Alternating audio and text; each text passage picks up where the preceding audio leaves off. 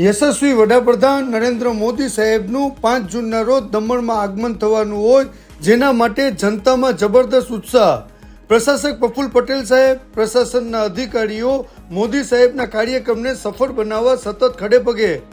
5 જૂનના રોજ યશસ્વી વડાપ્રધાન નરેન્દ્ર મોદી સાહેબ ફરીવાર સંઘ પ્રદેશમાં દમણના મહેમાન બનવાના છે, જેના માટે પ્રશાસક પ્રફુલ્લ પટેલ સાહેબ પોતાના નેતૃત્વમાં દરેક તૈયારીઓ કરી રહેલ છે.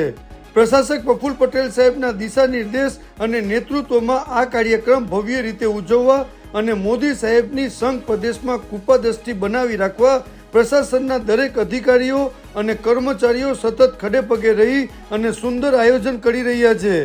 પોલીસ અધિકારીઓ અને જવાનો લોખંડી સુરક્ષા માટે સતત કામગીરી બજાવી રહ્યા છે. પ્રશાસક પ્રફુલ્લ પટેલ સાહેબે ગઈકાલે ફરીવાર જે મોદી સાહેબ જેનું ઉદ્ઘાટન અને શિલાન્યાસ અને સભા સંબોધવાના છે તેનું બારીકાઈથી નિરીક્ષણ કર્યું.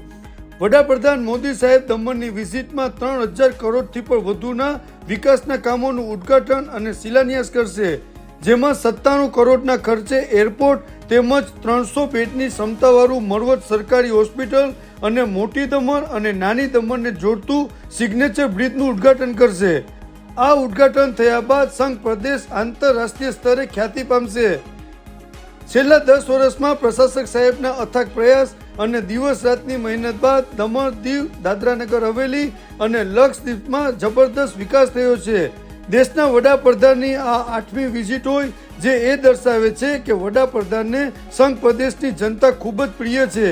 આ 8મી વારની પીએમની વિઝિટ પ્રશાસક પ્રફુલ્લ પટેલ સાહેબના નેતૃત્વને આભારી છે.